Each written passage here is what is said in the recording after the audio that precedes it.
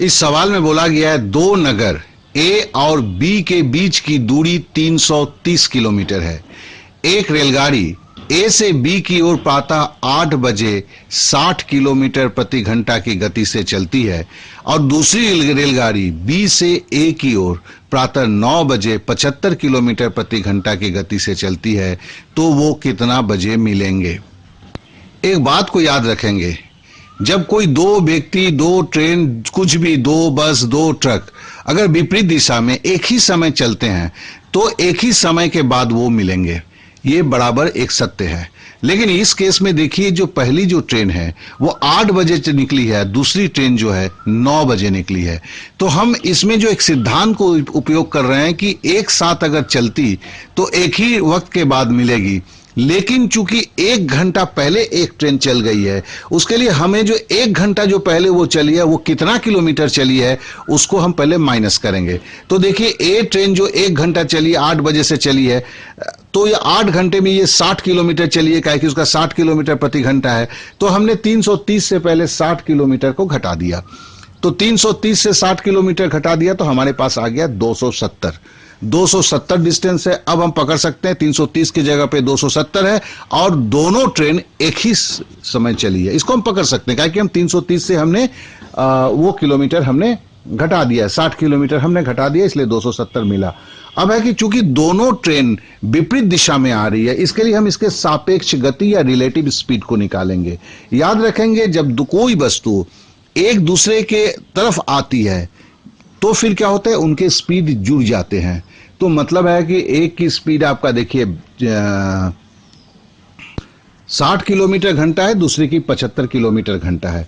तब हम दोनों, अब तो चूंकि सापेक्ष चाल या रिलेटिव स्पीड बोलिए, ये आपस में जुड़ जाएंगे, तो 60 को हम 75 से जोड़ देंगे तो हो गया 135 किलोमीटर प्रति घंटा।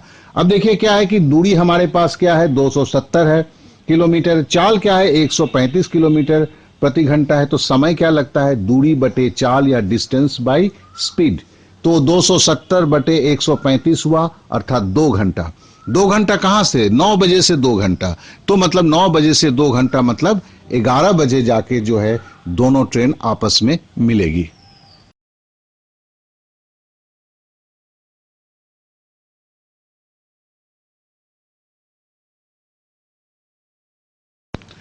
एक ही समय दो रेलगाड़ियों में से एक ए से बी के लिए तथा दूसरी बी से ए के लिए रवाना हुई, मतलब दोनों अपोजिट दिशा में, विपरीत दिशा में चल रहे हैं और दो स्टेशन है ए और बी। यदि वे परस्पर मिलने के बाद बी तथा ए पर क्रमशः 4 घंटे तथा 9 घंटे में पहुंची हो तो रेलगाड़ियों की चालों का अनुपात था। अब ये देखिए, सवाल जो है एसएससी सीजीएल 2008 में आया हुआ था। देखिए, इस सवाल पे आप एक चीज को जरूर गौर करेंगे, ये दोनों विपरीत दिशा में आते हैं, एक दूसरे को क्रॉस करते हैं और क्रॉस करने के बाद का समय दिया जाता है। देखिए, इस टाइप को ध्यान दें, फिर से बोलता हूं, दो ट्रेन या दो कुछ भी चीज एक दूसरे से विपरीत दिशा में चलती हैं और क्रॉस करने के बाद जब दोनों अपने अपने स्थान पर पहुंचती है, मतलब दूसरे के स्थान पर पहुंचती है, ए बी के स्थान पर पहुंचती है, बी ए के स्थान पर पहुंचती है, उसका समय दिया हुआ रहता है। तो हम सीधा सीधी एक फॉर्मूला को इस्तेमाल करते हैं, और इसलिए इस फॉर्मूला को इस्तेमाल करेंगे क्योंकि ये फॉर्मूला से 4-5 सवाल होते हैं, तो इसलिए हम याद कर लेंगे इसे। तो ये फॉर्मूला क्या है, S1/S2 मतलब स्पीड 1 बाई स्पीड 2 बराबर होगा वर्गमूल या रूट ओवर T2/T1। देखेंगे यहां T2 समय, दूसरा समय बटे पहला समय है। तो चलिए, अभी अनुपात बोला हुआ है, तो पहले की गति, पहले रेलगाड़ी की गति बटे दूसरी रेलगाड़ी की गति बराबर क्या होगा, समय उल्टा हो जाएगा।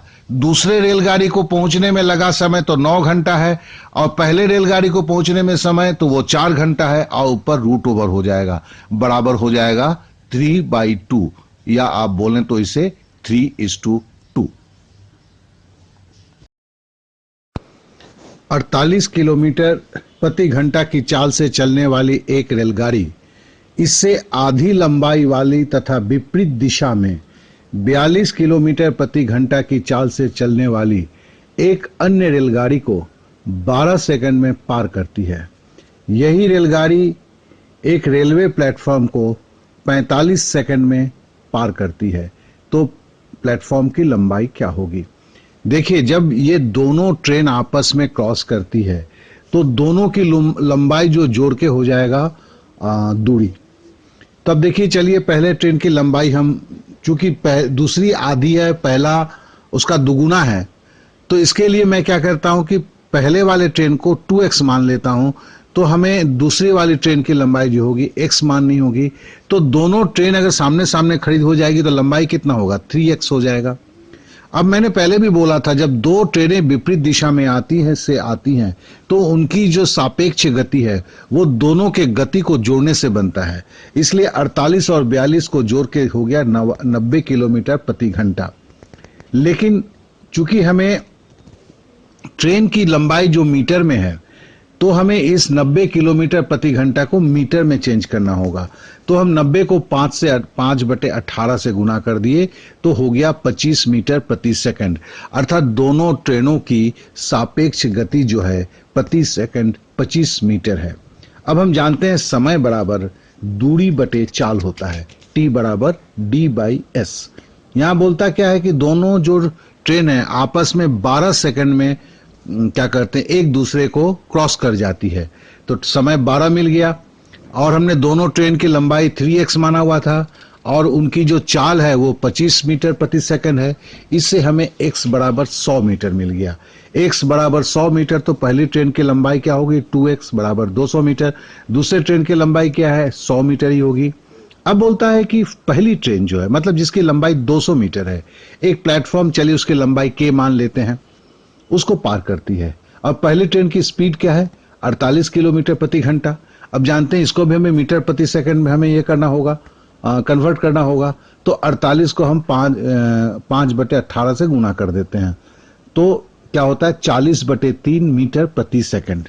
अब टाइम बराबर समय बराबर क्या होता है? दूरी बटे चाल। तो यहां प्लेटफॉर्म को 45 मिनट में क्रॉस कर लेता है। प्लेटफॉर्म और ट्रेन की लंबाई मिला के क्या हो जाता है? प्लेटफॉर्म की लंबाई k है, ट्रेन की लंबाई 200 है, तो 200 प्लस k हो जाता है।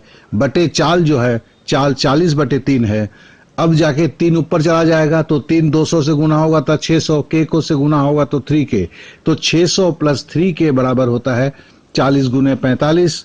और उससे हम अगर k का मान निकालते हैं तो क्या होता है? 1800 माइनस 600/3 बराबर हो गया 400 मीटर। अर्थात जो प्लेटफॉर्म की लंबाई है वो है 400 मीटर।